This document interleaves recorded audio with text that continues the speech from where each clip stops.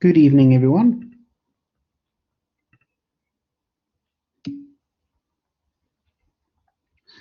How is everyone doing?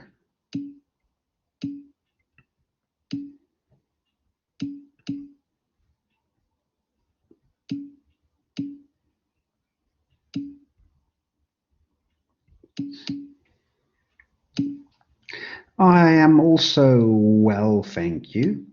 So, on the discussion we had over the weekend, so there will be no further quizzes. We are supposed now to be in a cool-off period for the next following 2 weeks, meaning we are not allowed to give any more assignments or tests. So, what I will do is I will provide you guys with a mock exam to help you prepare. Then, somewhere before our exam, I will schedule a session where we will go through the memos of the semester test and the SIG test. And I will schedule another session that we can use for question and answer session for the exam as well, if that's okay with you guys.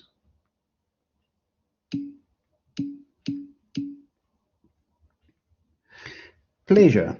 So, then on another note, I must say I'm a bit disappointed with this class, but I'm looking at the attendance this evening. I'm preaching to the wrong group because all of you guys are the people that attend classes regularly, you interact with class regularly. So I've marked a third of your assignments. I'll have everything done by latest Friday. So I'm just looking here through the names of people attending this lecture. So the people attending the lectures did quite good in the assignment, and some of you did really good. But the majority of people, and that's unfortunately the people that do not attend these sessions and do not interact with the class, did extremely bad. So the highest mark, Mr. Beekers, I haven't marked yours yet. So the highest mark I achieved so far is a 92%. And I already have a couple of 0% as well. The 0% are of two reasons. So half of the 0% so far is people that has written absolutely rubbish. They didn't even submit a sketch or photo, illustration, or anything of their observations.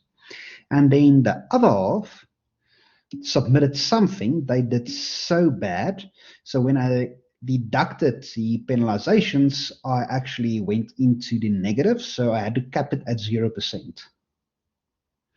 Formatting counts 10%. So remember in one of the early lectures, I went through the marking rubric.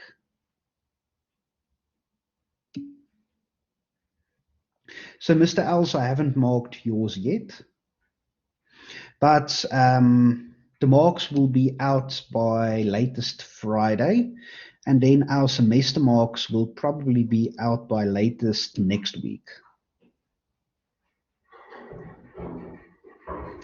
So I'm don't know what to say. Mr. Loebscher, I also haven't marked yours yet. So currently, we've lost a few people during the semester, but currently, according to my latest class list, we have 130 people registered for this module.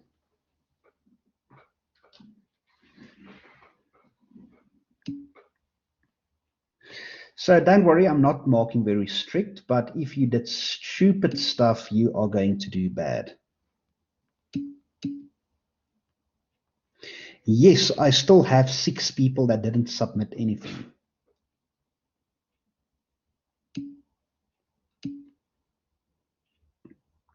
So yes, we have never seen 130 people attend these classes before. Also, when I keep track on Google Drive and on YouTube who watches the lecture recording. So the people that actually attend these classes, I want to say thank you to you all. You all are doing really well, and you have nothing to worry about.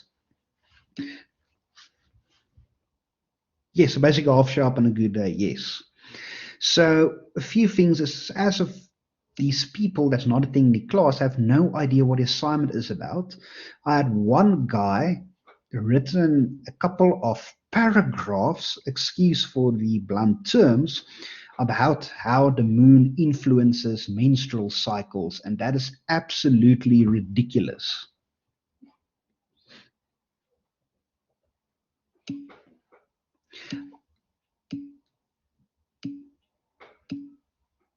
Yes, I'm serious. And I had another guy that written about half a page on how the moon influences the psychology of being human.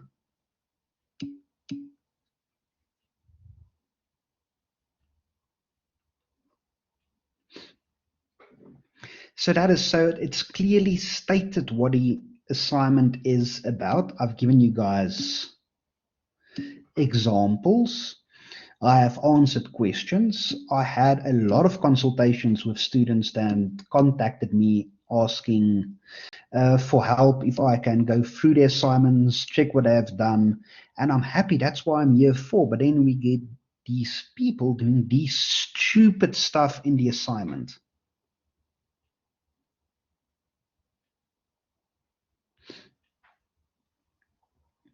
And then on another note of the assignment as well, there's some students that still have no clue on how to do referencing. So I found a couple of people that I haven't seen they're attending these classes, but I've marked their assignments.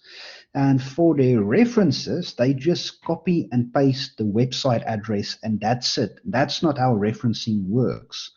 So if you guys struggle with referencing, I'm more than welcome to arrange another session as well where I will explain how to do referencing. Yes, and if you use my example of referencing, then you are fine.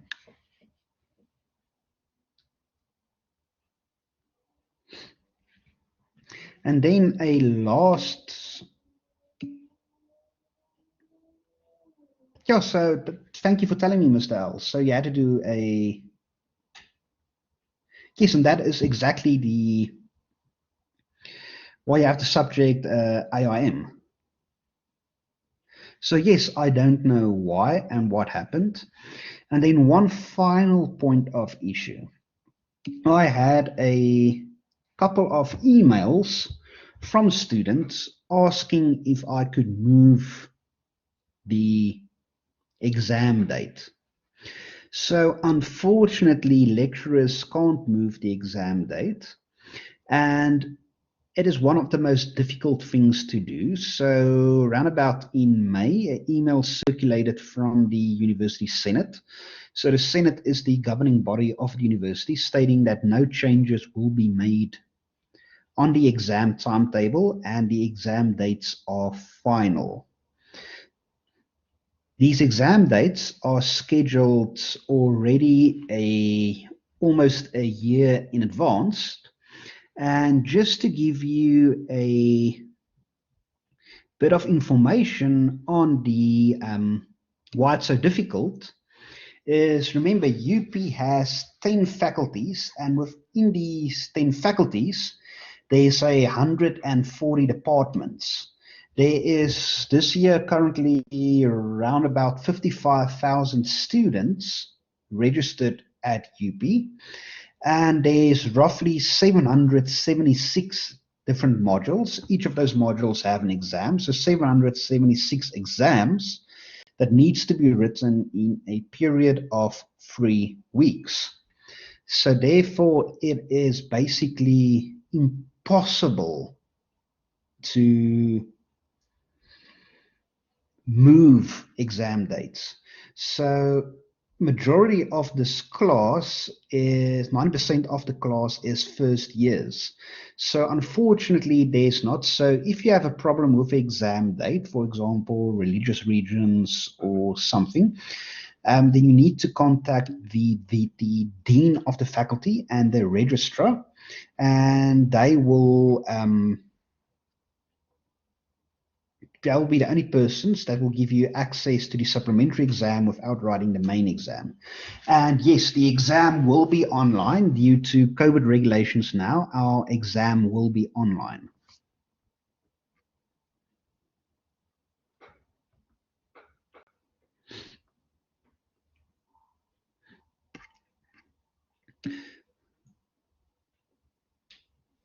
Yes, Mr. Visagi, I was actually also quite excited to come to campus and actually meet a few of you guys in person, but unfortunately, we are now being hit hard by the third wave. So now it has to be online. So the exam format will be a little bit different because in exam, I had to test you on the whole semester's work and a bit more in depth. So about 70% of the paper will be multiple choice, 20% will be short answers, and 10% will be a bit longer questions. We need to write a paragraph or two.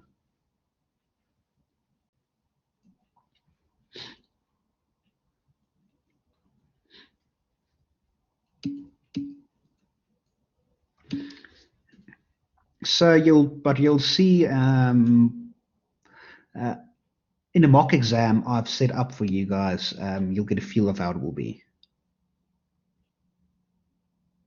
Yes, there will be higher order questions.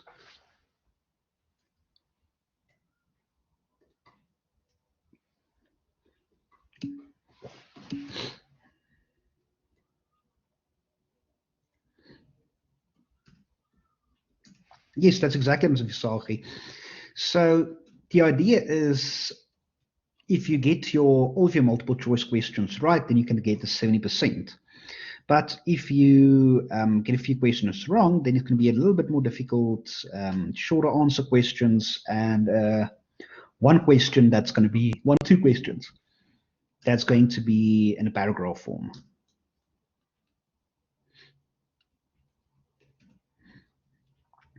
So that is all the admin I have for tonight. So let's start with our lecture. So we don't have much lectures left. We're almost done to go through all the material of the work. So we should finish next week, Tuesday. So last week we ended off with Venus. So in tonight's lecture, we're going to start looking at Mars and the rest of the other planets. So Mars is a medium-sized world, about half the diameter of Earth. So currently, right now, just before and after sunset, you'll see Mars setting in the west. It will be the most brightest object you can see.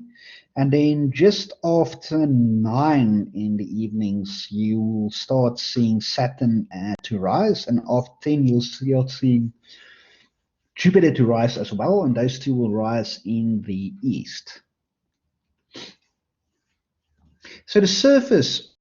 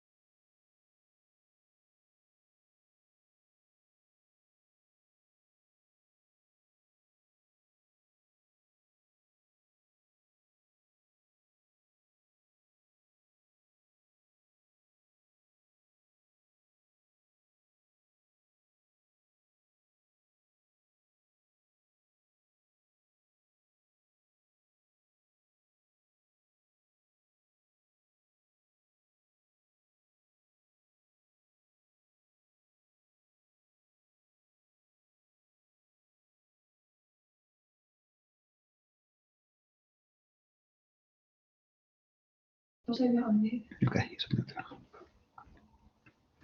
Can everyone still hear me?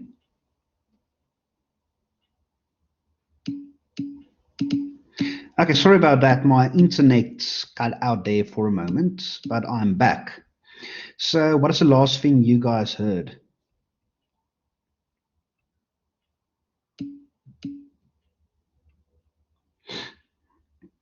Okay, so what I was saying is, so currently in the west, just before and after sunset, you can see Mars setting, and then after 9 p.m. every night, you'll see Saturn rising in the east, and then Jupiter will be visible just after 10 p.m.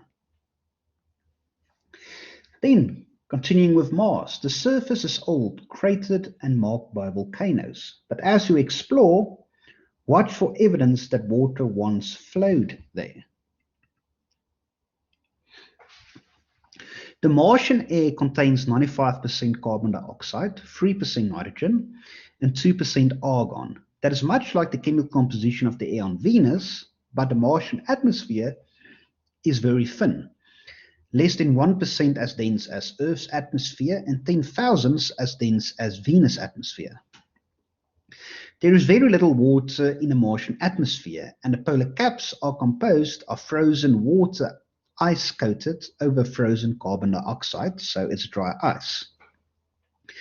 As summer comes to the Martian hemisphere, planetary scientists observe the carbon dioxide in the polar cap turning from solid to vapor and adding carbon dioxide to the atmosphere, while winter in the opposite hemisphere is freezing carbon dioxide out of the atmosphere and adding it to the polar cap.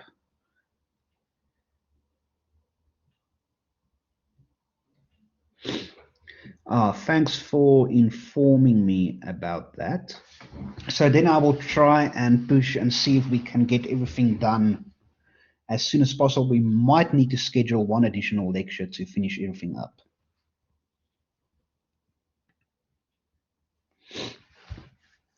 Liquid water cannot survive on the surface of Mars because the air pressure is too low.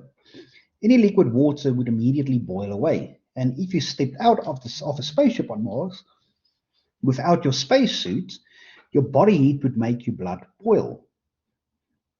Whatever water is present on Mars must be frozen in the polar caps or in the form of permafrost within the soil. Although the present atmosphere of Mars is very thin, you will see evidence that a climate once permitted liquid water to flow over the surface. So Mars must have once had thicker atmosphere. As a terrestrial planet, it should have outgassed significant amounts of carbon dioxide, nitrogen, and water vapor. But because it was small, it could not hold on to its gases. The escape velocity on Mars is only 5 kilometers per second, less than half of Earth's. So it was easier for rapidly moving gas molecules to escape into space. Another factor is the temperature of the planet. If Mars had been colder, the gas molecules in its atmosphere would have been traveling more slowly and would not have escaped so easily. So the following figure will plot the escape velocity of each planet versus temperature of a region from which molecules would escape. For Earth, the temperature is that of the upper atmosphere. For Mercury, the temperature is that of the hot rocky surface. Clearly, small worlds cannot keep atmospheric gases easily. So here we can see where these atmospheric gases will be trapped and at what velocity and temperature. So here we will see hydrogen is a velocity of around about 17 kilometers per second and at a temperature of 650 Kelvin. So in your own time, you can go through these celestial profiles, and here you can compare Venus to Mars. A further problem is that Mars has no ozone layer to protect its atmosphere from ultraviolet radiation. The ultraviolet photons can break atmospheric molecules up into smaller fragments, which escape more easily. For example, water can be broken up into hydrogen and oxygen. Thus, Mars is large enough to have had a substantial atmosphere when it was young, and may have had water falling in as rain and collecting in rivers and lakes. It gradually lost much of its atmosphere and is now a cold, dry world. If you ever visit another world, Mars may be your best choice. If you'll need a heated, pressured spacesuit, but Mars is much more hospitable than the Moon or Venus. It is also more interesting, with weather, complex geology, and signs that water once flowed over its surface. You might even hope to find traces of ancient life hidden in the rocks. Spacecraft have been visiting Mars for almost 40 years. Two Viking landers was first touched down in 76. The rover Spirit and Opportunity landed in 2004, carrying instruments to explore the rocky surface. The Phoenix Robot Laboratory landed on the North Polar region in 2008. The sophisticated rover Laboratory Curiosity landed and began its exploration of Mars in 2012. And then recently, we had another rover on Mars as well as a helicopter. So currently, there's a big race to Mars. And what people don't realize is this race is now led by private industry. The front run now is SpaceX. Following closely behind is Boeing. After Boeing, it's NASA, then it's the Russians, and then it's Blue Origin. It is a space company of Jeff Bezos. And yes, Mr. Visagi. So I was wondering, okay, talking about water on Mars, do you actually think that of there is life on Mars just under the planet's surface? So my professional opinion is, if you're looking for life on Mars, it wouldn't be on the surface, it will be below the surface, but that life will not be sentient as we are talking now. It will most likely be microbial life, but that still will influence the way we look and understand the universe. And that's something we'll discuss in a later chapter, the last chapter, but a lot of things will be different on Earth when we discover life. And then see what justifies this race to Mars. So what justifies this race to Mars? So let's go back a couple of hundred years. So a couple of hundred years ago, people were starting to explore the seas to see what is behind the horizon. And therefore, the Europeans discovered Africa, North America. For example, Christopher Columbus that tried to go to India but accidentally discovered North America. So humans are interested in exploring what's out there. And take, for example, Africa. From Africa, the native tribes of Africa started exploring more north and actually ended and wanted to explore Europe. And at the same time as the Europeans arrived in South Africa, then some of the African tribes also started exploring the southern parts of South Africa and the Cape. So humans are a curious creatures. And the same in the 60s, we had the space race. And the space race was to be who can put the first person, the first vehicle in space, the first orbital flight, the first manned orbital flight. You can have the first crew in space. You can put the first person on the moon. But now it is driven on who can get to Mars. So to get to Mars, there's a few reasons why we want to get to Mars. So the first one is probably to prove we can go to Mars. The second one is to search for life. The third one is to find more resources. And then lastly, for Earth or humans to survive, we need to become an interplanetary species. If we look at statistics, humans are far overdue for a mass extinction event. So if something happens to Earth, we will need some other place to live.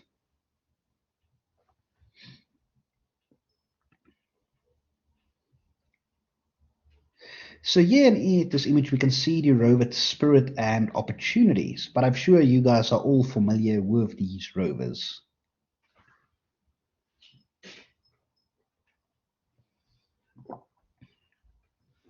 Images made by a series of orbiting probes show that the southern hemisphere of Mars is a heavily cratered highland region estimated to be at least 2 to 3 billion years old. The northern hemisphere is mostly a much younger lowland plain with few craters. This lowland plain may have been smoothed by lava flows, but growing evidence suggests that it was once filled with an ocean, a controversial hypothesis discussed in the next section. Volcanism on Mars is a dramatically evident in this region. So, speaking it, you know where the largest mountain and volcano is located within our solar system?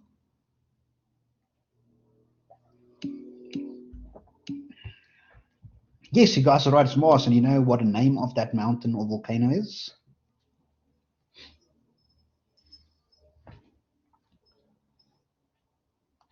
It's Mount Olympus Mons, but we will talk about Mount Olympus Mons in a couple of slides. We're going to discuss that now in a slide or two. Volcanism on Mars is a dramatic event in the Pharesus region, a highland region of volcanoes and lava flows being 10 kilometers above surrounding surface.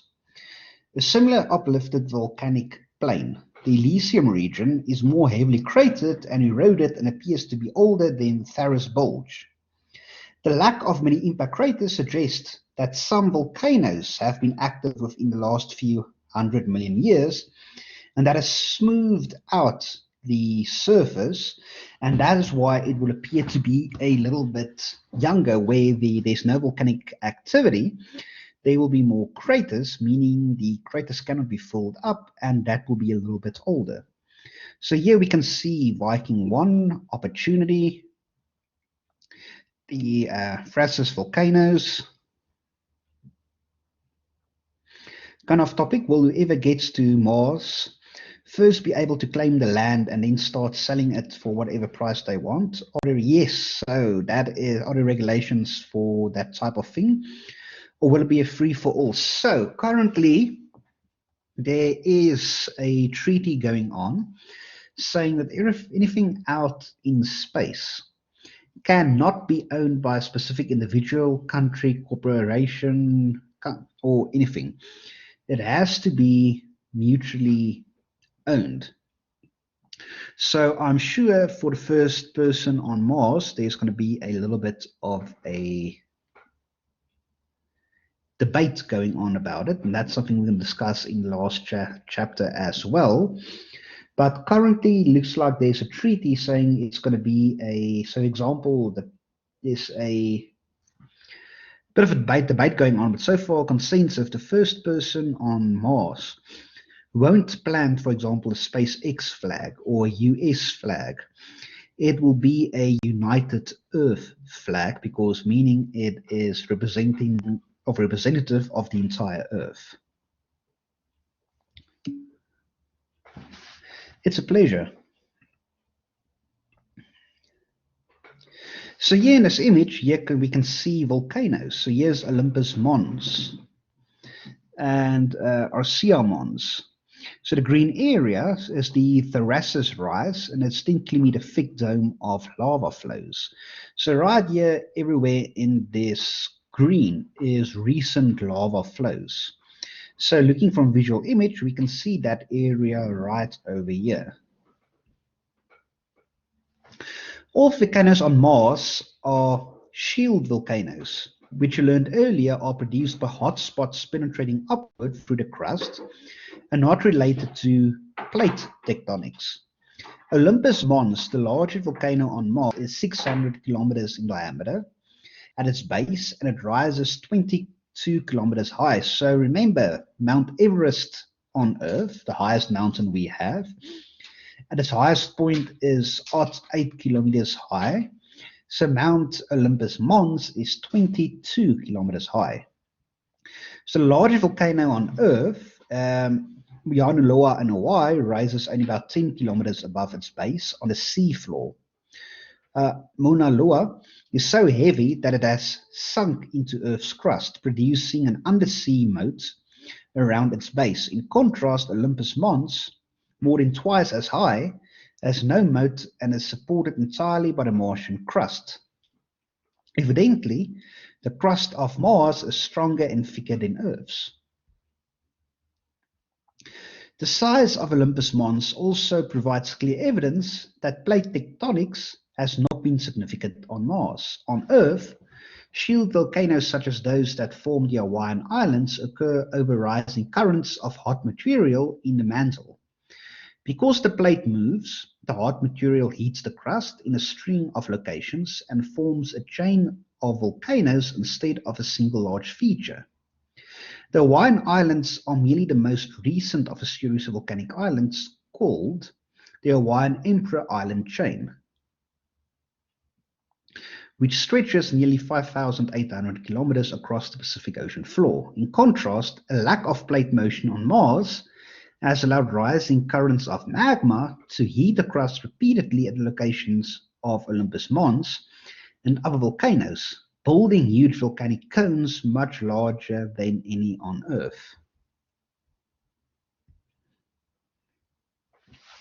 When the crust of a planet is strained, it may break, producing faults and rift valleys. Near the Phorasus region is a great valley, Valles Marineris, named after Mariner 9 spacecraft that first photographed it. The valley is a block of crust that has dropped downward along parallel faults. Erosion and landslides have further modified the valley into a great canyon, stretching almost 1/5 of the way around the planet. It is 4 times deeper, nearly 10 times wider, and over 10 times longer than the Grand Canyon. The number of craters in the valley indicates that it is 1 to 2 billion years old, placing its origin somewhere before the end of the most active volcanism in the Phorasus region. Before you can tell the story of Mars, you must consider a difficult issue: water. How much water has Mars had? How much has been lost? And how much remains? The quest for water on Mars is exciting because biologists are sure that life on Earth depends on water. You will learn in this section that Mars evidently had abundant liquid water on its surface for at least as long as it took life to arise on Earth. If conditions under which life started on Earth existed on Mars and at the same time, then Mars provides a real opportunity for scientists to check the hypothesis about how life began on Earth. Beginning in 1976 with the Viking program and continuing to the present day, spacecraft orbiting Mars such as the Mars Odyssey, which reached Mars in 2001, the Mars Express in 2003, and the Mars Reconnaissance Orbiter in 2006, have returned photos showing that water once flowed over the surface. All of those missions except Viking are still operating at the time of writing this in July 2016. So at Artemis Hook, we still do tracking telemetry on these vehicles and spacecraft. As you have learned, liquid water cannot exist now on the Martian surface because it would boil away in extremely low atmospheric pressure. So evidence that water once flowed on Mars means that the surface conditions there must have been quite different long ago.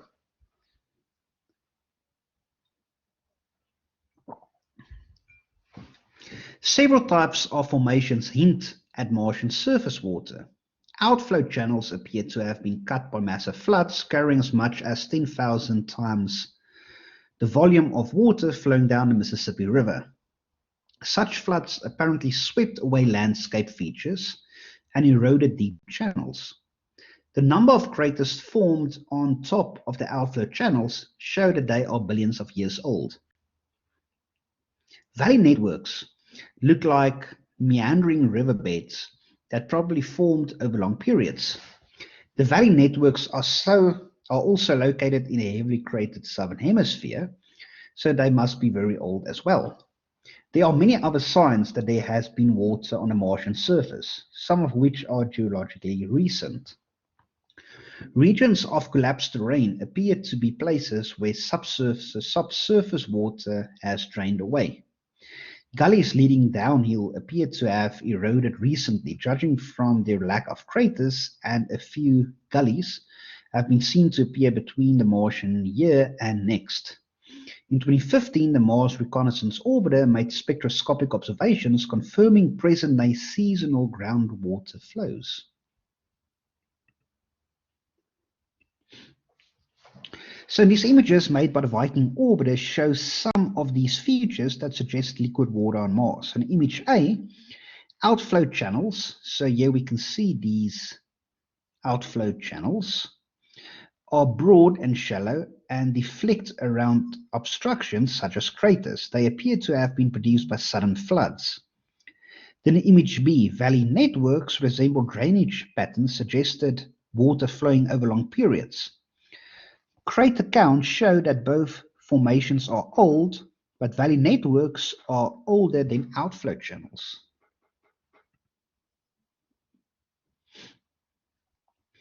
Then these visual wavelength images by the Viking and Mars Global Surveyor orbiters show some of the features that suggest liquid water on Mars. Outflow channels and runoff channels are old, but some gullies are evidently quite recent.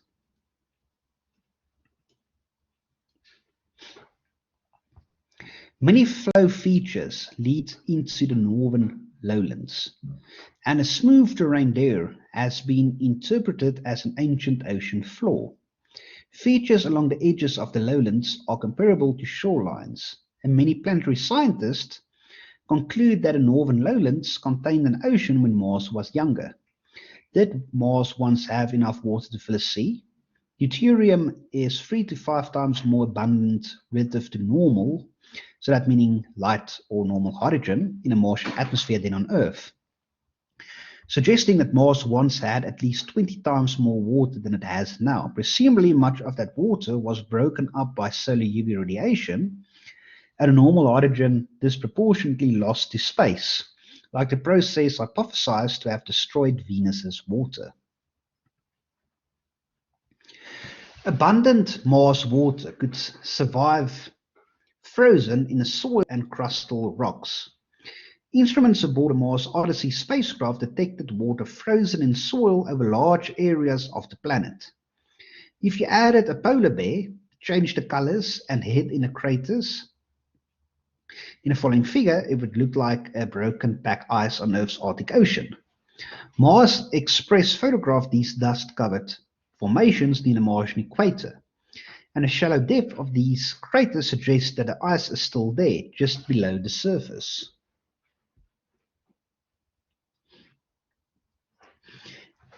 So in image A, like broken pack ice, these formations near the equator of Mars suggest floating ice that broke up and drifted apart. Scientists proposed that the ice was covered by a protective layer of dust and volcanic ash and may still be present. Then in image B, radar aboard the Mars Express satellite probed beneath the surface to image water ice below the South Polar Cap. The black circle is the areas that could not be studied from satellite's orbit.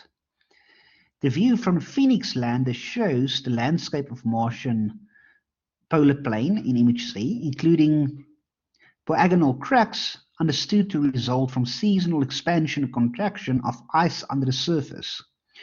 Then image D, in some regions of the North Polar Cap, layers of ice plus dust with different orientations are superimposed, suggesting periodic changes in a Martian climate.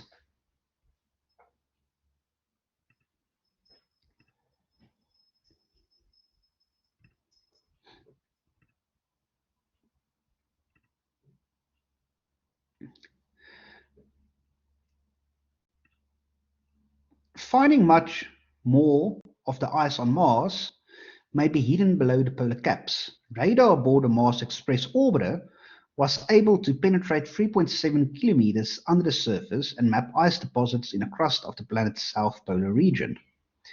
There is enough water there, at least 90% pure, to cover the entire planet to a depth of 11 meters. The Phoenix probe landed in 2008 near Mars' North Pole, finding water ice mixed with the soil not only as permafrost but also small chunks of pure ice, indicating there once was standing water that froze in place. Rovers Spirit and Opportunity landed in areas suspected of once having had water on their surface.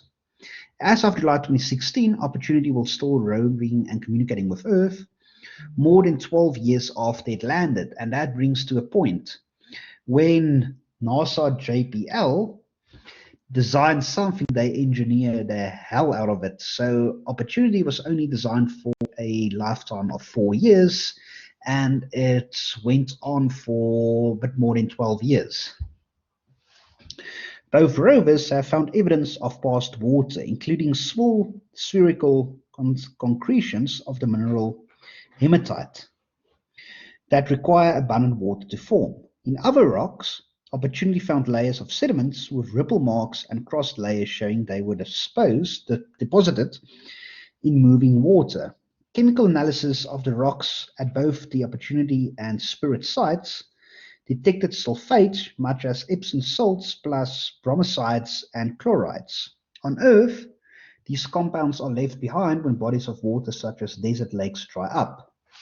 In its first year at work, the Curiosity rover discovered rounded rocks of the sort produced by running streams. So in image A, rover Opportunity photographed hematite concentrations.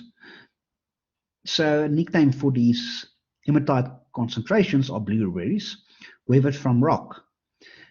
The round mark is spotted cleaned by the rover.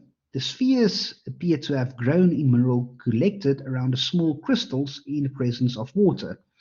Similar concentrations are found on Earth. Then in image B, the layers in this rock were deposited as sand and slid in the rapidly flowing water. From the way the layers curve and cross each other, geologists can estimate that the water was at least 10 centimeters deep. A few blueberries can also be visible in this image. Mars had water, but it is hidden. When humans reach Mars, they will not need to dig far to find water in the form of ice. They can use solar power to break the water into hydrogen and oxygen. Hydrogen is fuel and oxygen is the breath of life. So the water on Mars may prove to be buried treasure. Even more exciting is the knowledge that Mars definitely once had bodies of liquid water on its surface. It is a desert world now, but someday an astronaut may scramble down an ancient Martian stream, turn over a rock and found a fossil. It is even possible that life started on Mars and had managed to persist as the planet gradually became less hospitable. For example, life may have hung on by retreating to limited warm and wet oases underground.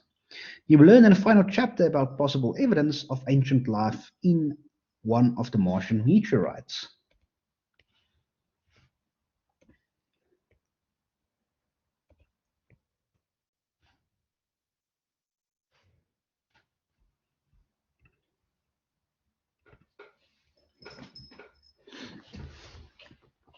Did Mars ever have plate tectonics? Where did the water go?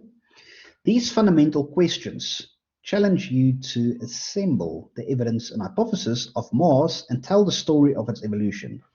The four-stage history of Mars is a case of arrested development. The planet began by differentiating into a crust, mantle, and core. Studies of its rotation reveal that it has a dense core. The Mars Global Surveyor spacecraft detected no planet-wide magnetic field, but it did find regions of the crust with fields a bit over 1% as strong as Earth's. Apparently, the young Mars had a molten iron core and generated a magnetic field, which became frozen in parts of the crust. The core must have cooled quickly and shut off the dynamo effect that was producing the planet-wide field. The magnetic regions of the crust remain behind like fossils.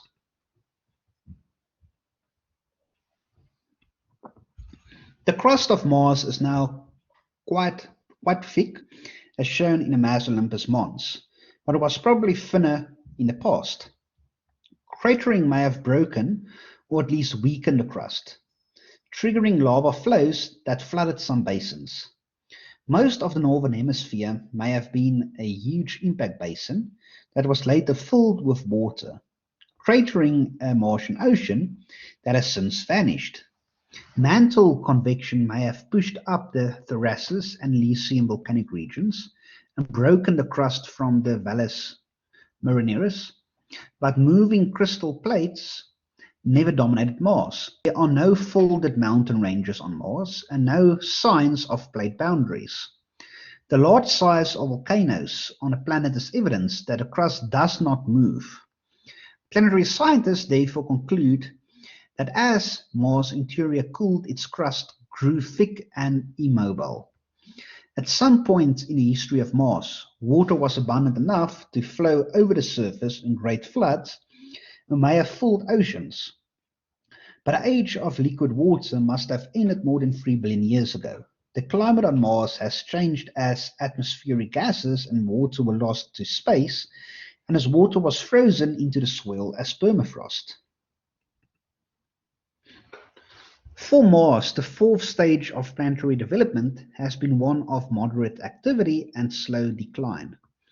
Volcanoes may still occasionally erupt, but this medium-sized planet has lost much of its internal heat, and most volcanism occurred long ago. The atmosphere is thin and the surface is forbiddingly dry, cold desert. Venus and Mars share at least one characteristic. They have evolved since they formed and are now quite different than they were when the solar system was young. Moreover, as you have learned, planetary scientists have evidence that surface conditions on Venus, Earth, and Mars were much more similar long ago than they are now. So notice 4 important points. The difference between Venus and Earth is not the amount of CO2 they have outgassed, but the amount they have removed from the atmospheres. Being warmer and constantly having less liquid water on its surface sealed Venus' fate as a runaway greenhouse. Venus is highly volcanic, with a crust made of lava flows that have covered over any older crust. The entire planet has been resurfaced with the last half billion years. Mars is significantly smaller than Earth, with gravity too weak to prevent much of its atmosphere from leaking away. Evidence shows that Mars once had liquid water on its surface, but much of its water has been lost to space. The now atmospheric pressure means that the only remaining water is frozen in the soil.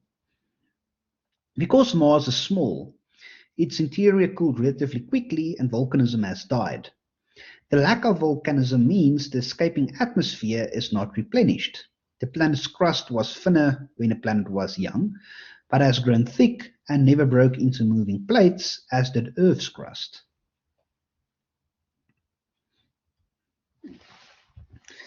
Unlike Mercury or Venus, Mars has moons, small and irregular shapes. Phobos is about 28 by 23 by 20 kilometers, and Deimos is about 16 by 12 by 10 kilometers. So you guys know what Phobos and Deimos means.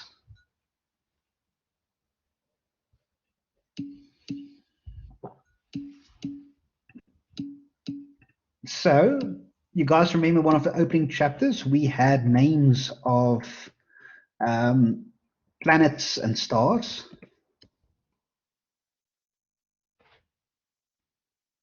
Do you guys remember that chat?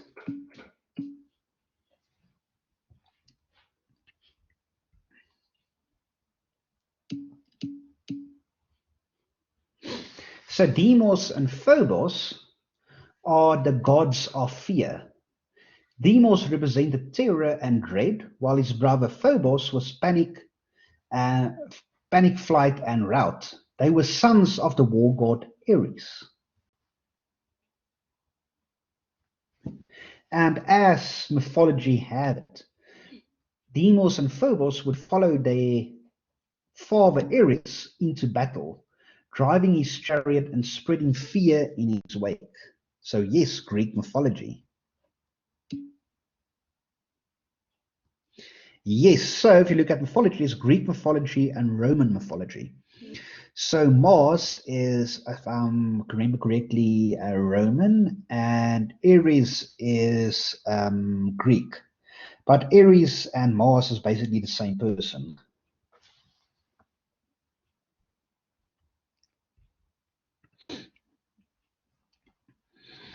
So the moons of Mars are too small to pull themselves into spherical shape. The two moons shown here to scale were named for a mythical attendants of the god of war. Mars, Phobos, was the god of fear, and Deimos, the god of dread.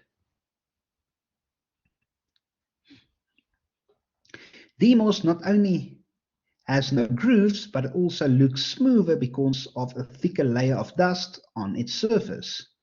This material partially fools craters and covers minor surface irregularities. It seems likely that Deimos experienced many collisions in its past, so its fractures may be hidden below the debris. The debris on the surface of the moons raise an interesting question. How can the weak gravity of small bodies hold any fragments from meteorite impacts? The escape velocity on Phobos is about 11 meters per second. An athlete astronaut who could jump 2 meters high on Earth could jump 3.4 kilometers on Phobos.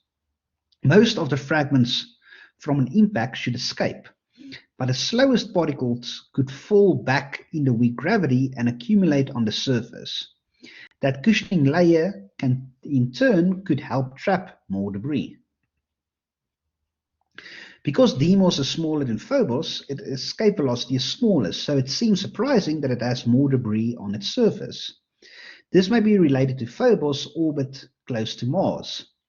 The Martian gravity is almost strong enough to pull loose material of Phobos' surface, so Phobos may be able to retain less of its cratering impact debris. And that, ladies and gentlemen, is the end of the discussion on our terrestrial worlds. So now you guys know what's coming up next.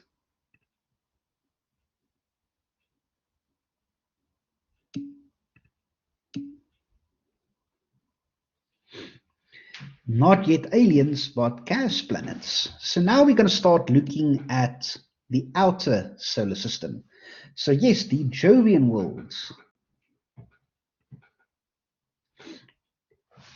So now we can start looking at Jupiter, Saturn, Uranus, and Neptune.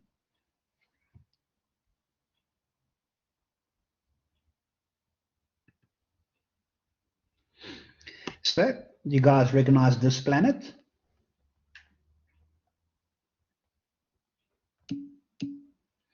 Yes, Jupiter, one of my favorite objects to look at. And you guys know what this is right here? Yes. So like we have tropical cyclones and hurricanes, the eye of Jupiter that we're going to discuss in this chapter is a storm that has been raging on for a while.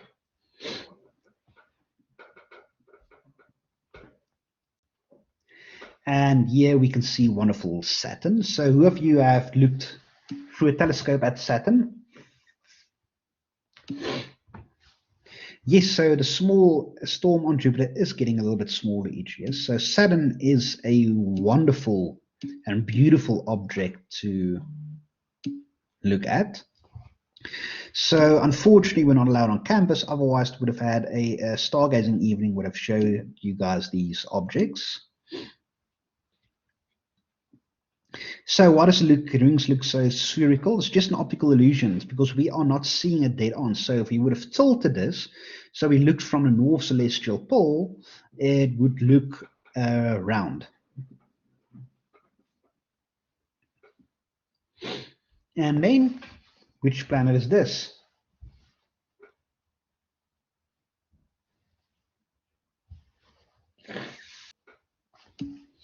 Yes, Uranus. And Uranus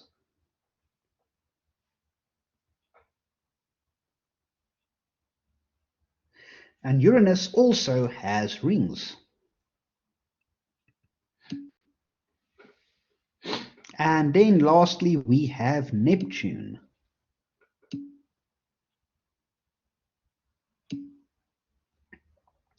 So yes, if we are allowed to have a stargazing evening somewhere in the future, then yes, we can arrange something. And then we have Pluto, that's unfortunately not a planet anymore.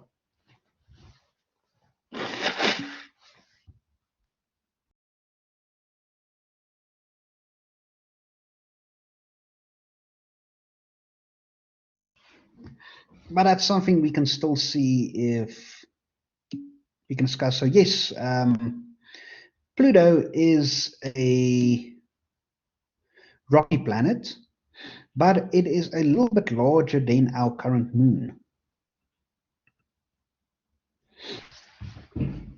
So the last 3 chapters, you watched the solar system form, then studied Earth and other terrestrial planets as they now have evolved to present day. In this chapter, the Jovian, so Jupiter-like planets, will be a challenge to your imagination. They are such alien worlds.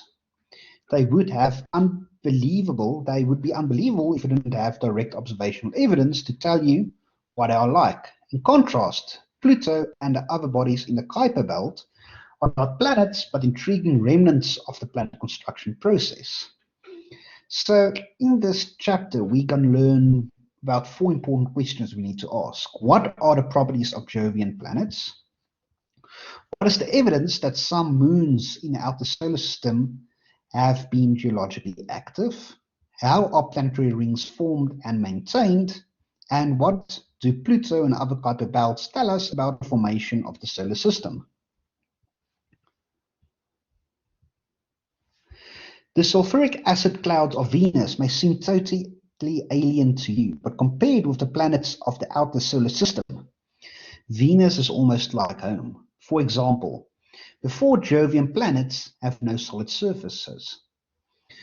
The worlds of the outer solar system can be studied from Earth, but much of what astronomers know has been radioed back to Earth from space probes.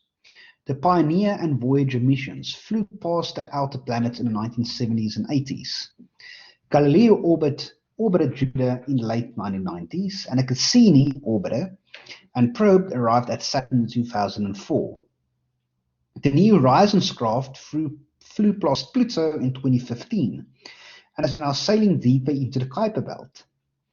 Juno arrived in orbit around Jupiter in 2016 for a planned multi-year close-up investigation of the planet's magnetosphere and gravity field. Throughout this discussion, you will find images and data returned by these robotic explorers. So did you guys know the funny story about the Juno spacecraft?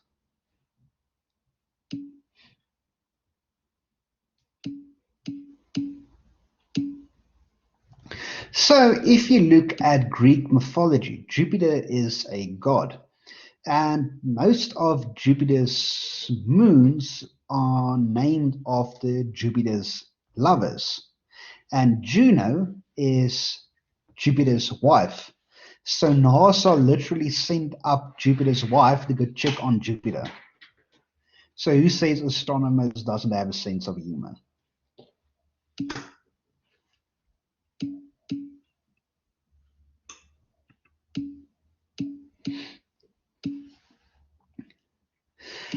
The outermost planets in our solar system are Jupiter, Saturn, Uranus, and Neptune, the Jovian planets, meaning they resemble Jupiter. In fact, they are each individuals with separate personalities. So in the following image compares the 4 outer worlds to each other and to Earth. One striking feature is the size. Jupiter is the largest of the Jovian worlds, over 11 times the diameter of Earth. Saturn is slightly smaller, and Uranus and Neptune are quite a bit smaller than Jupiter and Saturn, but still 4 times the size of Earth. Pluto, not pictured in the figure, is smaller than Earth's moon, but was considered a planet from the time of the discovery in 1930 until 2006, when it was reclassified as a dwarf planet. You will learn about Pluto's characteristics and the reason for that decision in this chapter.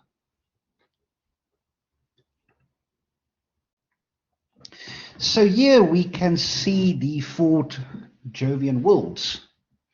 And what's interesting is this, here is the shadow of one of the moons of Jupiter transiting across it. So here is Earth for scale.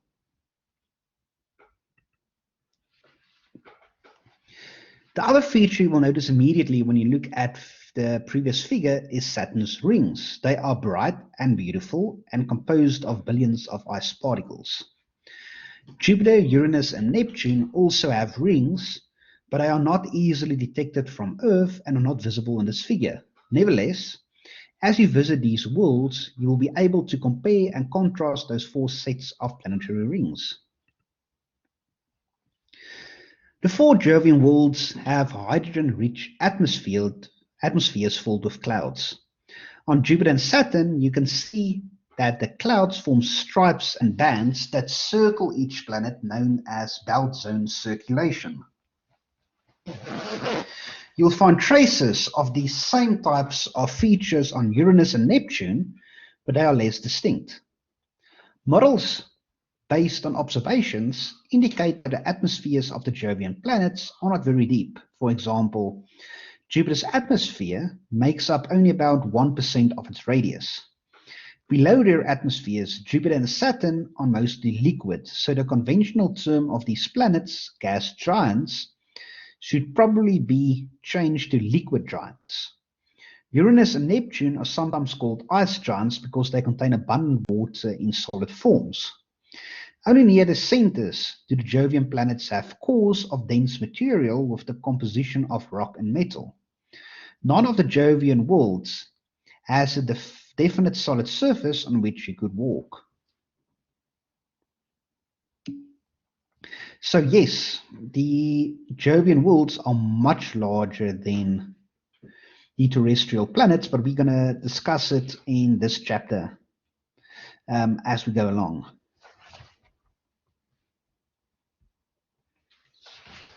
You can't really land your spaceship on Jovian worlds, but you might be able to land on one of their moons. All the Jovian worlds have extensive satellite systems. Those moons can be classified into 2 groups. The regular satellites, which tend to be large and orbit relatively close to the parent planet, with low inclinations to the planet's equator, moving in the prograde direction along with most of the objects in the solar system, versus the irregular satellites, which tend to be smaller than the regular satellites, sometimes have retrograde and or highly inclined orbits, and are generally far from their parent planet.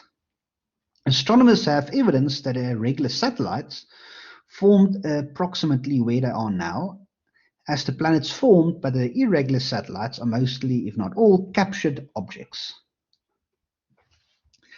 Some of the Jovian moons are geologically active now, while others show signs of past activity. Of course, geological activity depends on heat flow from the interior, so you might ponder what could be heating the insides of these small objects. You'll get some answers to that question later in this chapter. Jupiter is the largest and most massive of the Jovian planets, containing 71% of all the planetary matter in the entire solar system.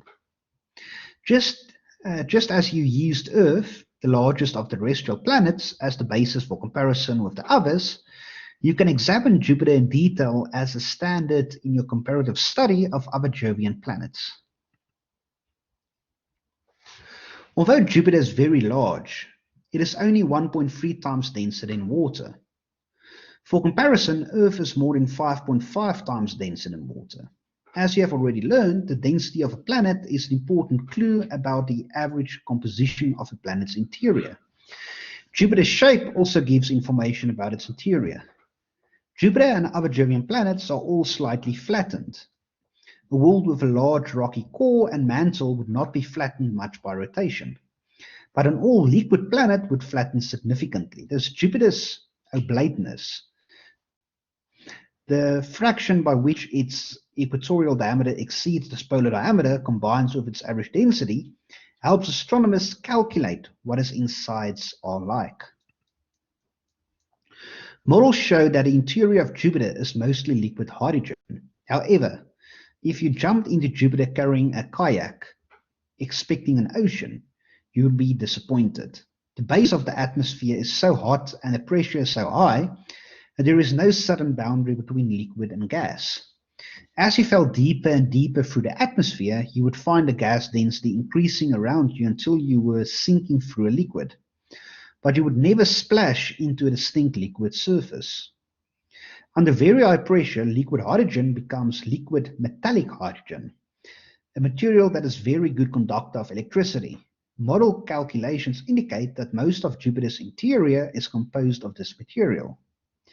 That large mass of conducting liquids, stirred by convection currents and spun by the planet's rapid rotation, drives the dynamo effect and generates a powerful magnetic field. Jupiter's field is over 10 times stronger than Earth's. A planet's magnetic field deflects the solar wind and dominates a volume of space around a planet called a magnetosphere. Jupiter's magnetosphere is 100 times larger than Earth's. If you could see it in the sky, it would be more than 5 times larger than the full moon, just as the case of Earth. Interactions between Jupiter's magnetic field and the solar wind generate powerful electric currents that flow around the planet's magnetic poles. These are visible at ultraviolet wavelengths as rings of aurora lights that are larger in diameter than Earth. So in this image, we can see Jupiter's large conducting core and rapid rotation creates a powerful magnetic field that holds back the solar wind and dominates the magnetosphere. Colored blue in a diagram, high energy particles trapped in a magnetic field form giant radiation belts. Then image B, aurorae on Jupiter are confined to rings around the north magnetic pole and the south magnetic pole, as shown in these ultraviolet images. Earth's aurorae follow the same pattern. The small comet-shaped spots are caused by powerful electric currents flowing from Jupiter's moon Io. The strong magnetic field around Jupiter traps charged particles from the solar wind in radiation belts, 1 billion times more intense than the Van Allen belts that surround Earth. The spacecraft that have flown through these regions received over 4,000 times the radiation that would have been lethal for a human. At Jupiter's center, a so-called rocky core contains heavier elements, such as iron, nickel, silicon, and so on, with a temperature 4 times hotter than the surface of the Sun and a pressure 50 million times Earth's sea level atmospheric pressure. This material is unlike any rock on Earth. The term rocky core refers to the chemical composition, not to the mechanical properties of this material. Careful measurements of the heat flowing out of Jupiter reveal it emits about twice as much energy as it absorbs from the Sun. This energy appears to be heat left over from the formation of the planet. In chapter 15, you saw that Jupiter have grown very hot when it formed, and some of that heat remains inside, slowly leaking into space. Look back to the previous figure in chapter 5. The infrared image of Jupiter acquired by the SOFIA Airborne Telescope shows a white stripe where a planet's internal heat flow is prominent. In 2016, Juno probe began orbiting Jupiter on a path coming within 4,200 kilometers of the cloud tops, making detailed measurements of the planet's magnetosphere and gravity field for insight into its internal structure. So what is the standard unit for radiation? If I'm correct, that is rads. So let me quickly see if I can find it.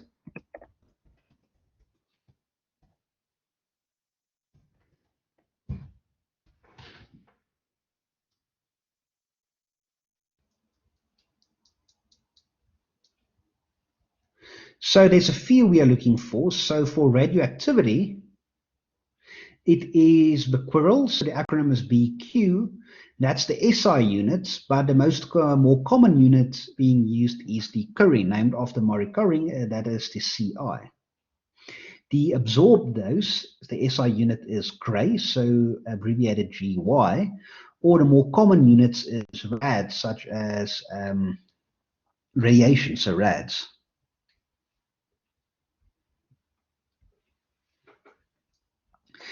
It is a common misconception that Jupiter is a ball of gas. In fact, as you have learned, Jupiter is almost entirely a liquid planet. Its atmosphere is only a thin outer skin of turbulent gases and clouds.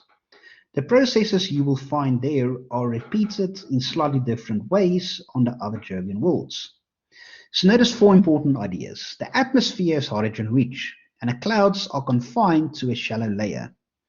Secondly, the cloud layers are located at certain temperatures within the atmosphere where ammonia and ammonium hydrosulfide and water respectively can condense.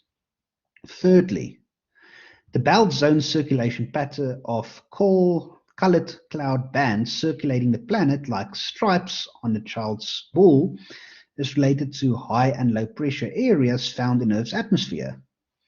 The large circular or oval spots seen in Jupiter's clouds are circulating storms that can remain stable for decades or even centuries. Photos of Jupiter lead to the common misconception that the clouds are at the top of the atmosphere. Realize that the atmosphere of transparent hydrogen and helium extends high above the cloud tops. What you see in photos is only the cloud layers. Jupiter has 4 large moons and at least 60 smaller moons, so this information is a bit incorrect. So since last year, Jupiter now has 84 moons. Larger telescopes and modern techniques are continuously finding more small portions orbiting all the Jovian planets. And each of the Jovian planets probably has many more small undiscovered moons. So yes, Jupiter has 84 moons. Some of the small moons are probably captured asteroids. In contrast, the 4 largest moons of Jupiter, called the Galilean moons of the discoverer Galileo, are clearly related to each other and almost certainly formed with Jupiter. So in these images and the 4 largest moons from left to right is Io, Europa, Ganymede, and Callisto.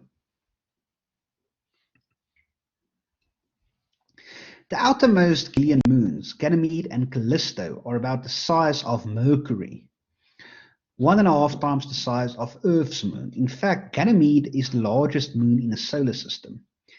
Ganymede and Callisto have low densities of only 1.9 and 1.8 grams per cubic centimeter, respectively, meaning they must consist roughly of half rock and half ice. Observations of the gravitational fields by the Galileo spacecraft reveal that Ganymede has a rocky or metallic core and lower density icy exterior, so it is differentiated. Callisto is apparently only partially differentiated. Both moons interact with Jupiter's magnetic field in ways that show they probably have mineral-rich layers of liquid water 100 kilometers or more below their icy crusts. Callisto's surface and most of Ganymede's surface appear old because they are heavily cratered and very dark. The continuous blasts of meteorites evaporate surface ice, leaving behind embedded minerals to form dark skin like the grimy crust on an older snowbank. Thus, icy surfaces get darker with age. More recent impacts dug up clearer ice and leave bright craters. As you can see on Callisto, in the previous figure, Ganymede has some younger, brighter grooved terrain, believed to be the symptoms of faults in a brittle crust. Some sets of grooves overlap other sets of grooves, suggesting extended episodes of geological activity.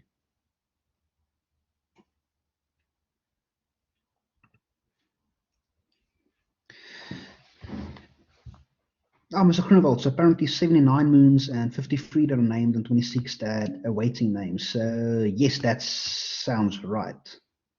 So if terrestrial planets formed from a collection of dust debris, since terrestrial and Jovian planets are in the same solar system, this means they formed from the same raw materials. So why are the Jovian planets so different? how the dust, debris, and up and gas giants you must mention as certain Jovian planets is entirely liquid. How do the raw materials of the solar system end up as liquid? So when you look at the previous lectures we did of planetary nebula, so if you go back, I think to lecture 15, we did this, but everything formed due to location in the planetary disk in around the sun. So what happens is the location of the particles in this disk, and then the terrestrial planets differentiated, whereas the Jovian planets didn't differentiate. And that determines the size of these planets.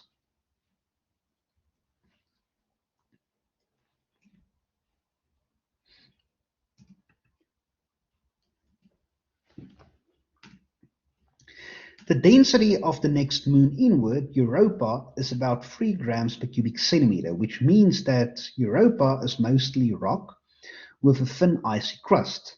The visible surface is very clean ice, contains very few craters, has long cracks in the icy crust, and includes complicated terrain that resembles blocks of ice in Earth's Arctic Ocean. The pattern of mountain-like folds on its surface suggests that the icy crust breaks as the moon is flexed by tides.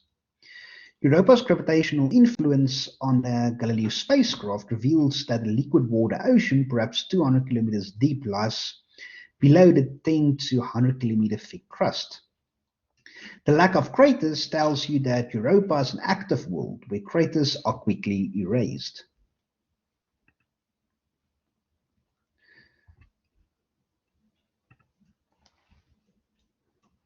So in image A, the icy surface of Europa is shown here in natural color.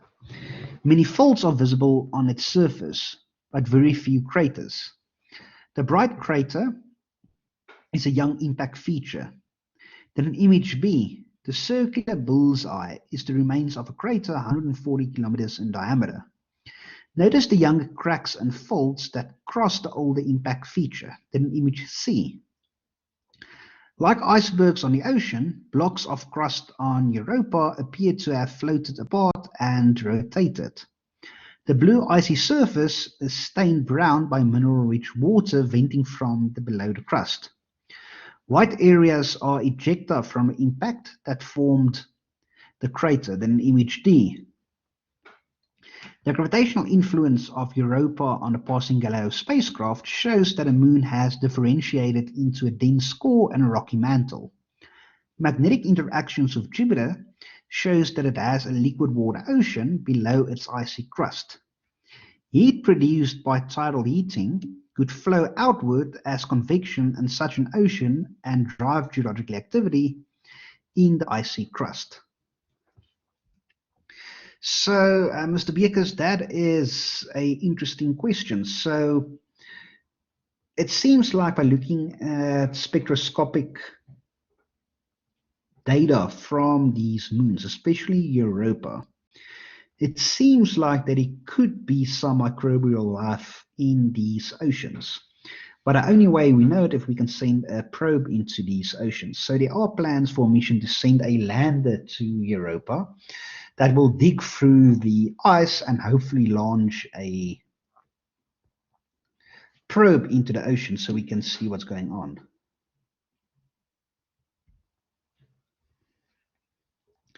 Images from spacecraft reveal that Io, the most innermost of the 4 Galilean moons, have over 100 volcanic vents on its surface. The active volcanoes throw sulfur-rich gas and ash high above the surface. That ash falls back to bury the surface at a rate of a few millimeters a year. This explains why you see no impact crater on Io. They are covered up as fast as they form. Io's density is 3.6 grams per cubic centimeter, showing that it is compressed of rock and metal. Its gravitational influence on a passing Galileo spacecraft revealed that it is differentiated into a large metallic core, a rocky mantle, and low-density crust. These enhanced color images of volcanic features on Io were produced by combining visual and near-infrared images and digitally enhancing the colors. To human eyes, most of the Io world look pale yellow and light orange.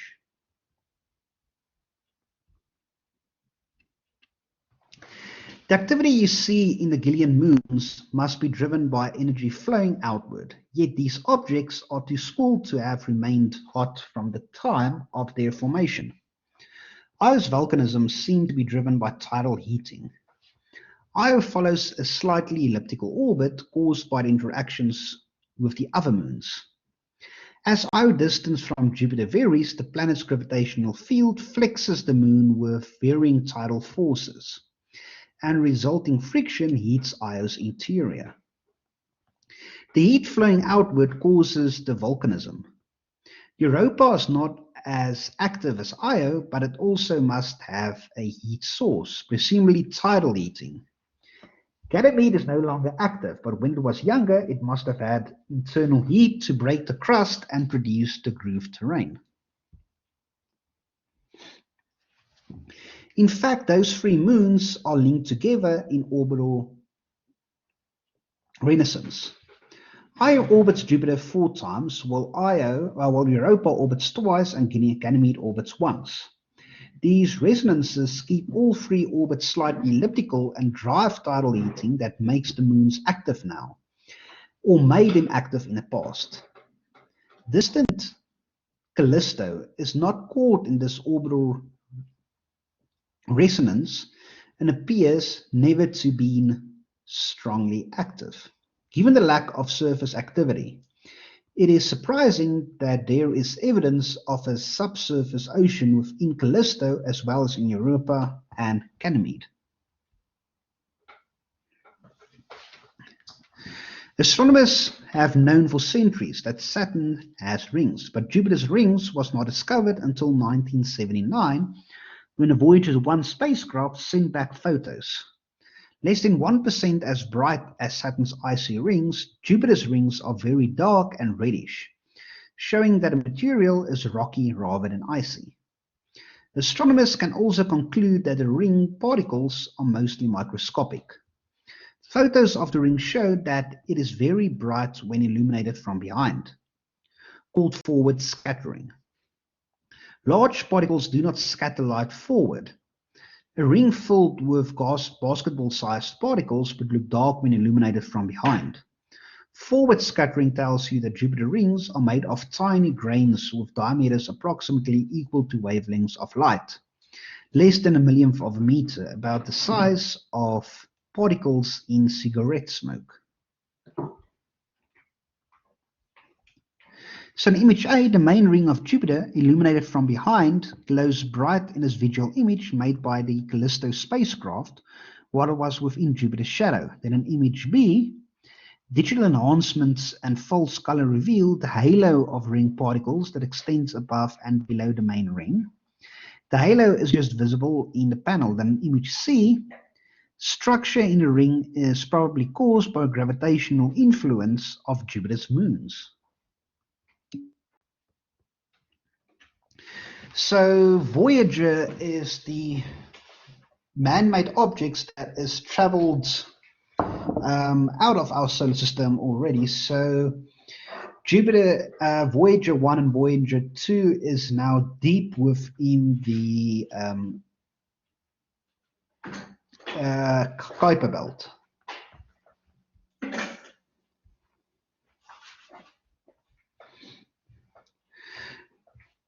The rings orbit inside the Roche limits. Remember the Roche limits that we discussed of binary systems?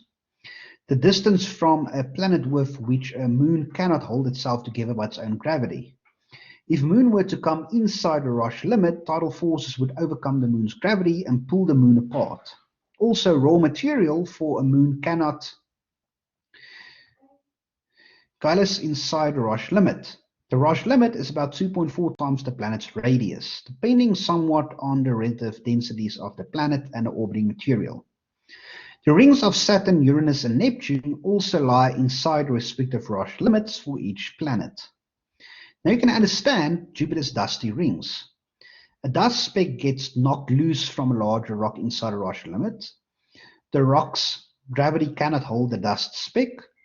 For that same reason, the billions of dust specks in a ring can't pull themselves together to make a moon because of tidal forces inside the Roche limit. You can be sure that Jupiter's ring particles are not old. The pressure of sunlight and a planet's powerful magnetic field can quickly alter the orbits of particles. Images show faint ring material extending down towards the cloud tops, evidently dust specks spiraling downward toward Jupiter. Dust is also lost from the ring as electromagnetic effects force it out of the central plane to form a low density halo above and below the ring. Another reason the ring particles can't be old is that the intense radiation around Jupiter tends to grind the particles down to nothing in a century or so. Therefore, the ring you see today can't be material left over its current situation since the formation of Jupiter. Instead, the ring must be continuously resupplied with new dust. Observations made by the Galileo spacecraft provide evidence that a moon of the ring material is meteorites eroding the small moons Adrastea, Metis, Amalthea, and Phoebe that orbit near or within the rings. The rings around Saturn, Uranus, and Neptune are also known to be short-lived.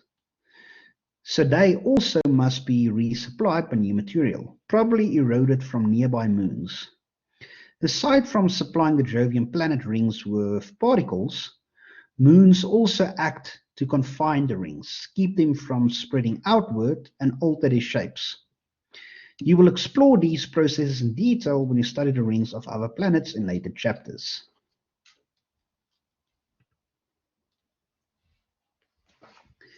Can you put all of the evidence together and tell the story of Jupiter?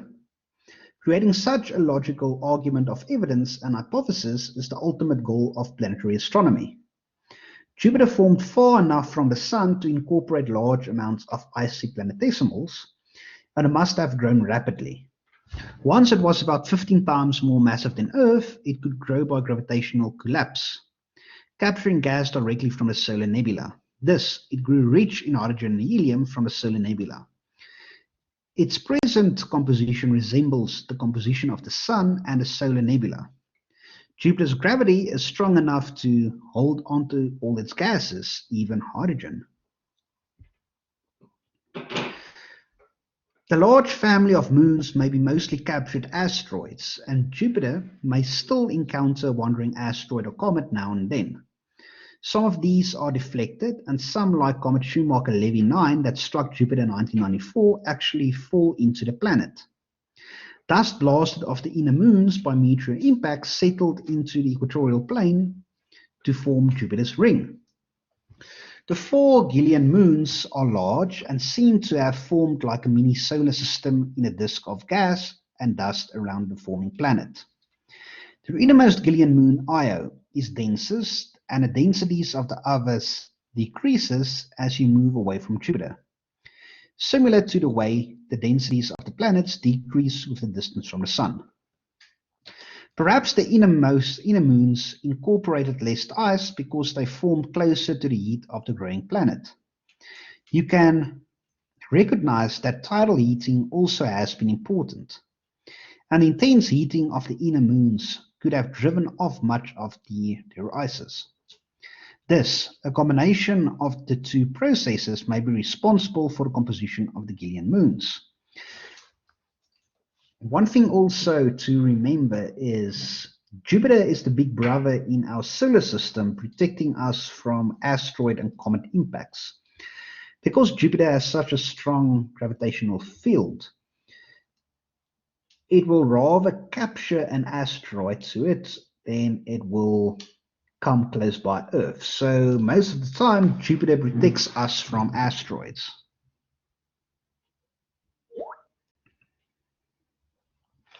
Saturn is most famous for its beautiful rings, easily visible through the telescopes of modern amateur astronomers. Large Earth-based telescopes have explored the planet for many decades. The first close-up views came from two Voyager probes, flew past Saturn in 1980 and 1981.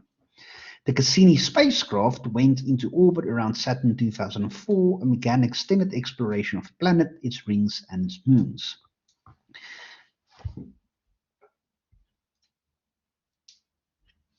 As you can see in figure 18.1 that we have already seen at the beginning of the slides, Saturn shows only faint belt zone circulation, but Voyager, Cassini, and Hubble Space Telescope images confirm that belts and zones are present and that the associated winds are up to 3 times faster than the winds on Jupiter. Belts and zones on Saturn are less visible on Jupiter because they occur deep in Saturn's cold atmosphere, below a layer of methane haze. So before continuing, have you guys heard about what happened to the Hubble Space Telescope in the last week?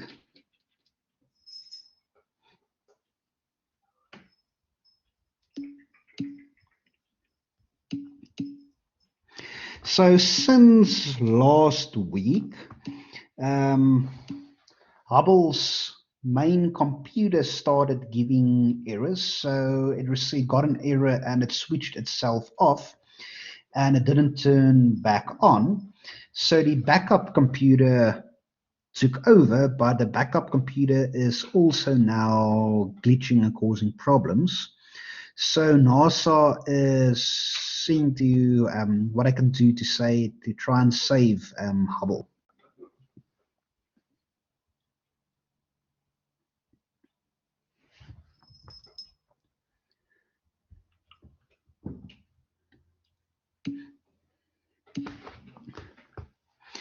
So here in image A, Saturn's belt zone circulation is not very distinct at visible wavelengths. These images were recorded with Saturn's southern hemisphere was tipped toward Earth.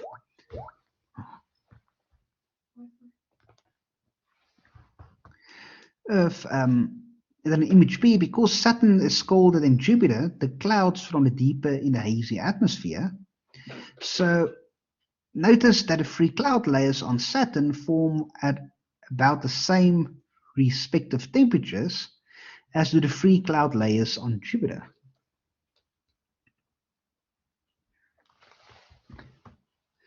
Saturn is less dense than water, so theoretically, if you put Saturn on water, it would float.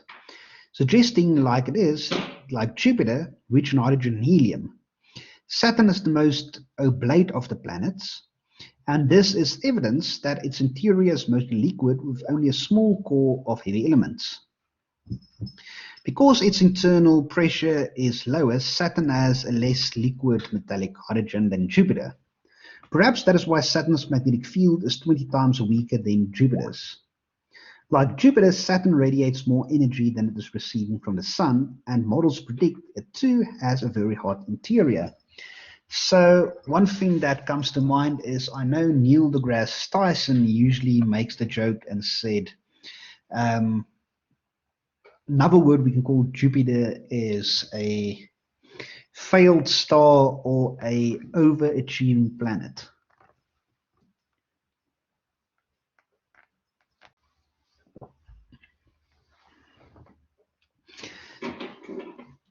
Saturn has nearly 50 known moons, many of which are small and all of which contains mixtures of ice and rock.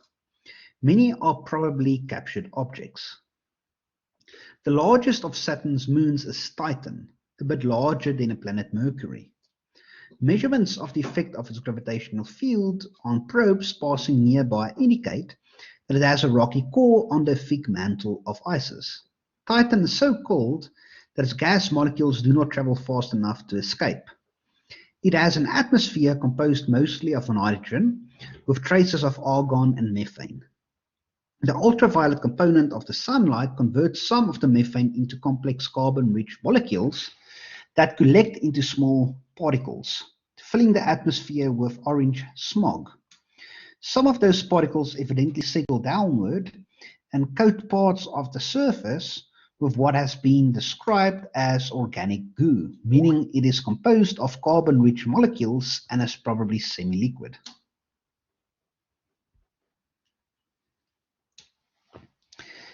As the Huygens probe descended through Titan's smoggy atmosphere, we can see in image B, they photographed its surface from an altitude of 8 kilometers. Although no liquid was present, dark drainage channels led into the lowlands. Then in image C, once the probe landed on the surface, it radioed back photos showing a level plain and chunks of ice smoothed by moving liquid. Then in image D, radar images from the Cassini orbiter reveal lakes of liquid methane and ethane around the poles.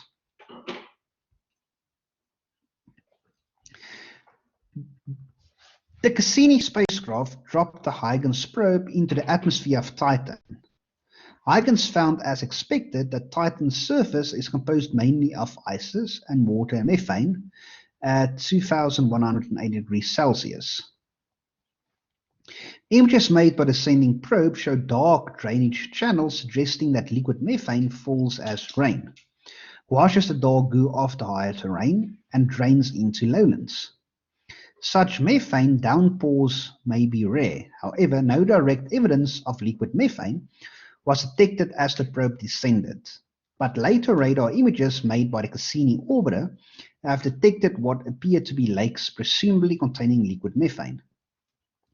Infrared images suggest that the presence of methane volcanoes that replenish the methane in the atmosphere, so Titan must have some internal heat source to power the activity. Most of the remaining moons of Saturn are small and icy, have no atmospheres, are heavily cratered, and have dark, ancient surfaces. The moon Enceladus, however, shows signs of recent geological activity.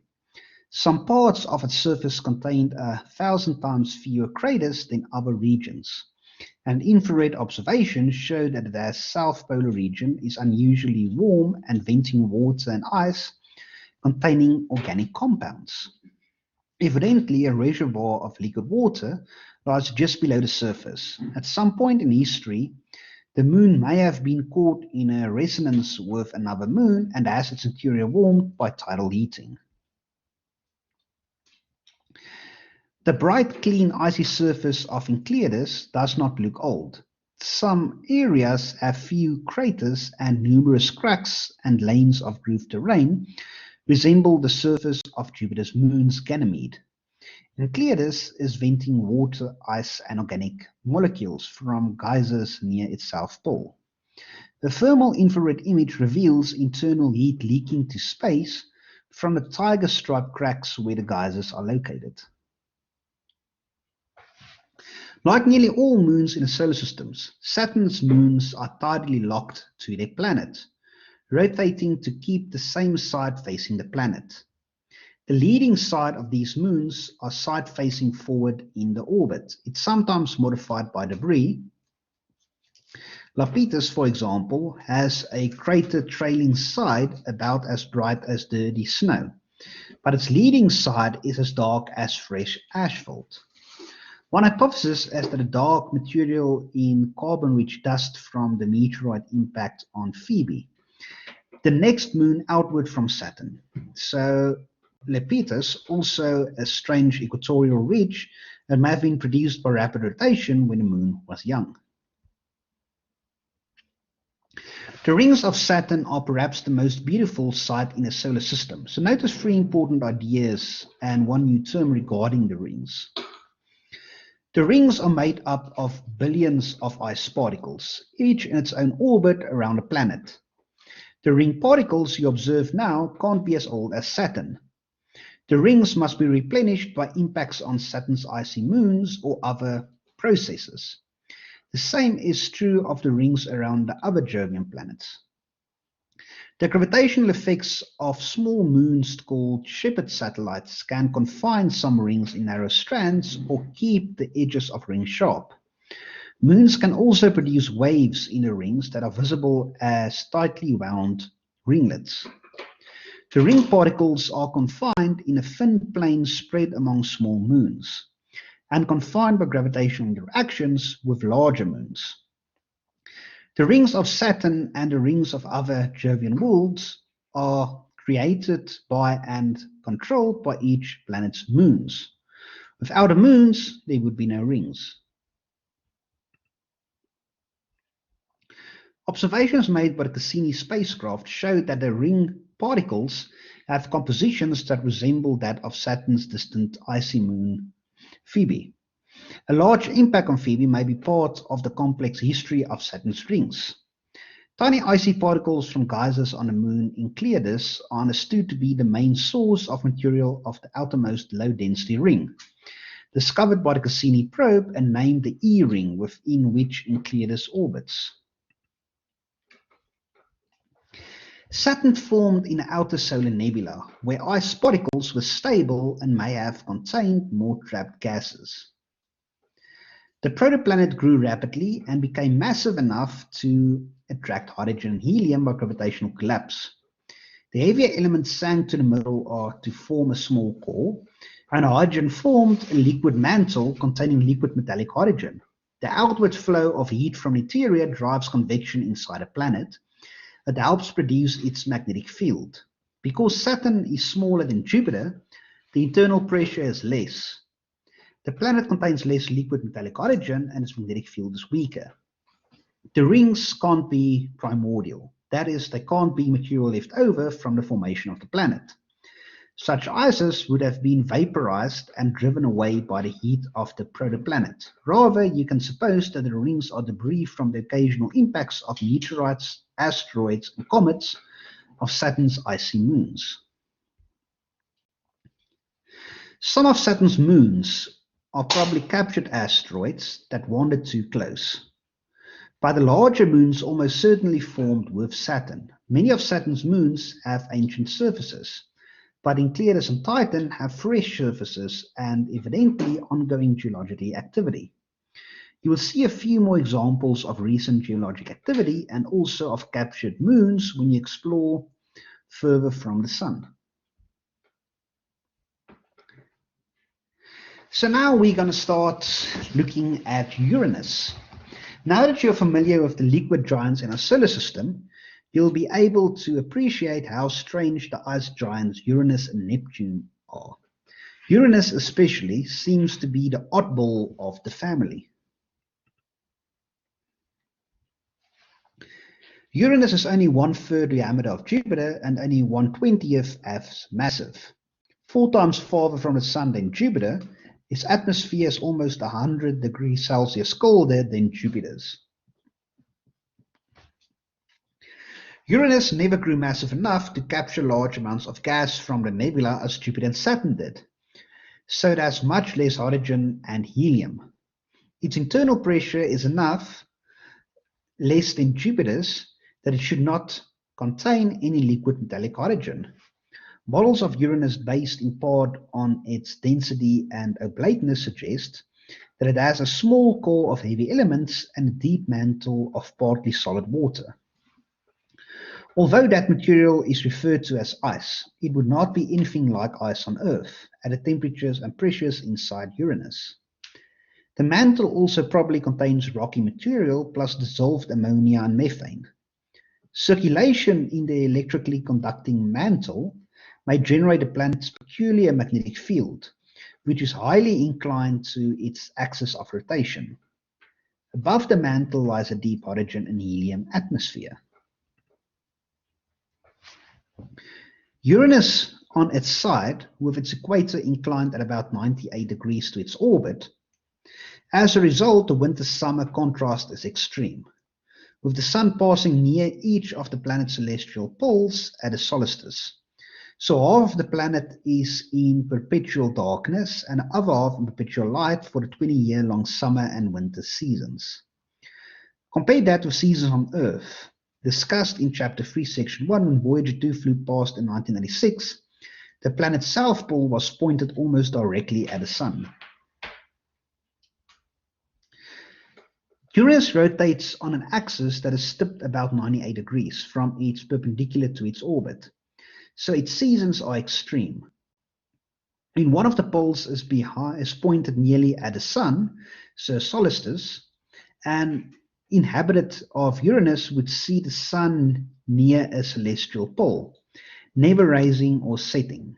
As Uranus orbits the Sun, the planet maintains the direction of its axis in space, and thus the Sun moves from pole to pole. At a time of an equinox on Uranus, the Sun would be on the celestial equator and would rise and set with each rotation of the planet.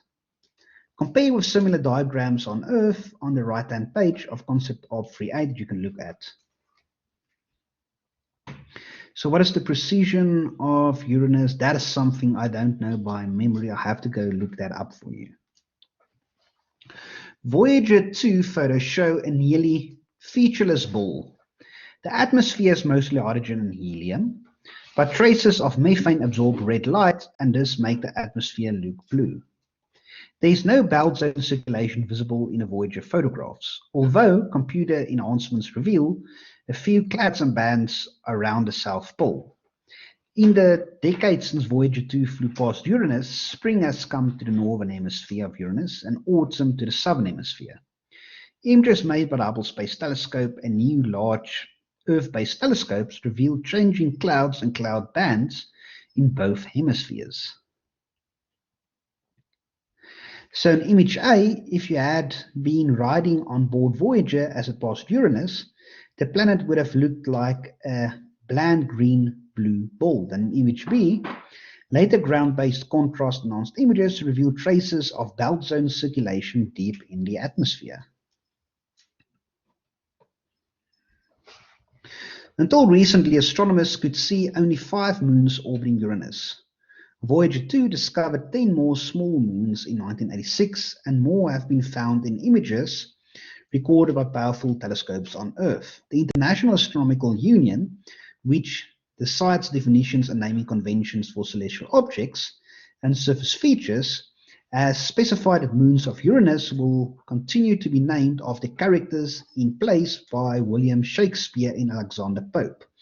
So Uranus, so everything in our solar system is named after Greek and Roman mythology, except Uranus moons that is named after characters of Shakespeare and Alexander Pope. So that is a hint for you guys attending this lecture. That is always a question I ask in the exam.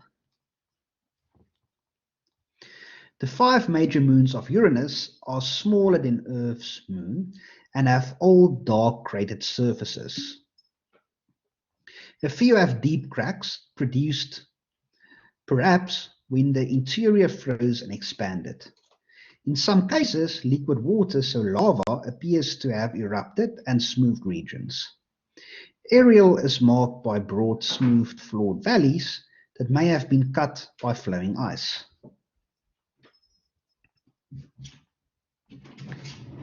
So in this image, we can see an evidence of geological activity on the 2 Uranian moons. So in image A, Ariel has an old cratered surface, but some regions are marked by broad, shallow valleys with few craters. Then image B, the face of Miranda is marked by ovoids, which are believed to have formed with the internal heating caused slow convection in the ice of the moon's mantle. Note that a 5-kilometer high cliff at the lower edge of the moon. So I would just like to finish Uranus tonight, and then tomorrow night we can continue on with our lecture. But let's just finish Uranus. So Miranda, the innermost moon, is only 14% diameter of Earth's moon, but its surface is marked by grooves called ovoids. These may have been caused by internal heat driving convection in the icy mantle. Rising currents of ice have deformed the crust and created the ovoids. By counting craters on the ovoids, astronomers conclude that the entire surface is old and the moon is no longer active. Perhaps it was warmed by tidal heating long ago. The rings of Uranus are not easily visible from Earth. The first hint of Uranus has rings came from occultations, the passage of a planet in front of a star during which the rings momentarily block the star's light. Observed by astronomers on board the Kuiper Airborne Observatory in 1977.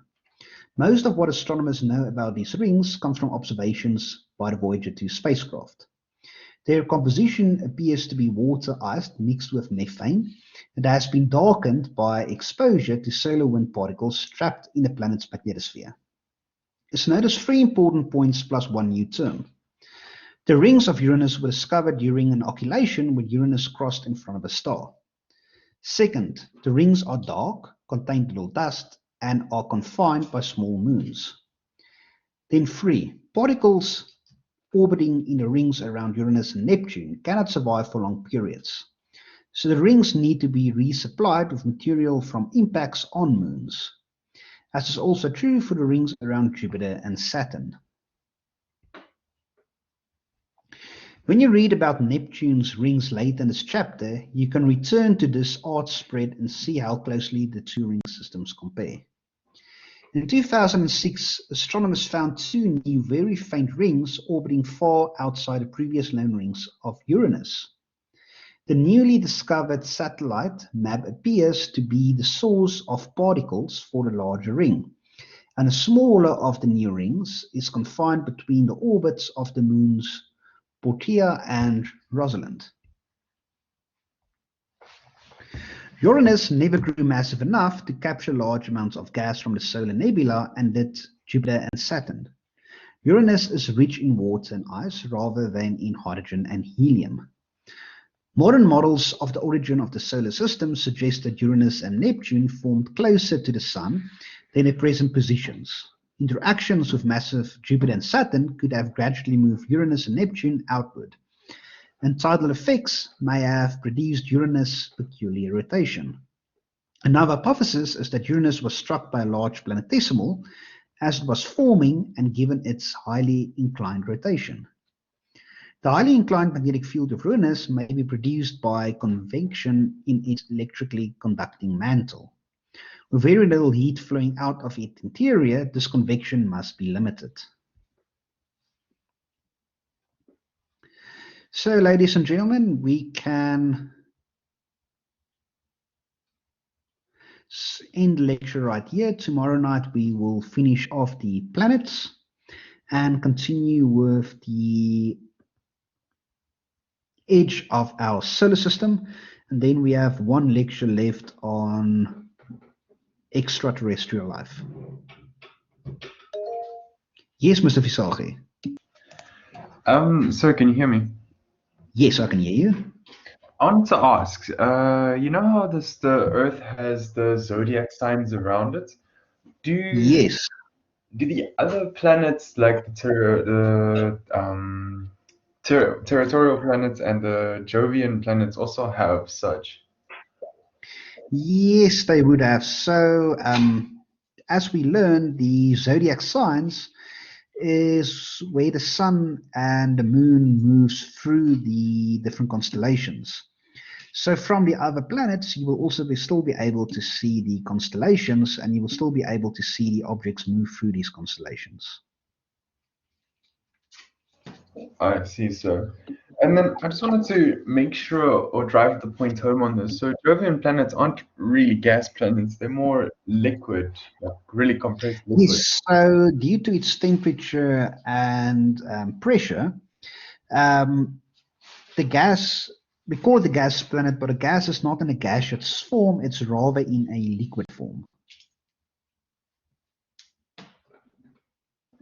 Oh, I see. But I'm just curious. I mean, naturally, because the planets are so far away from the sun, they should be a lot colder. So how would they more or less be in such form, if that makes any sense? So that is also due to the internal energy being released, because they release more internal energy than they receive energy from the sun.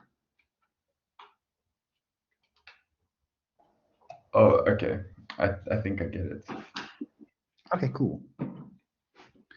So if you have no more questions, then you guys are more than welcome to log off. Have a wonderful evening, and I will see you all in tomorrow night's class. So have a great night, everyone. I will stop the recording, and I will still be active for a minute or two if you have more questions.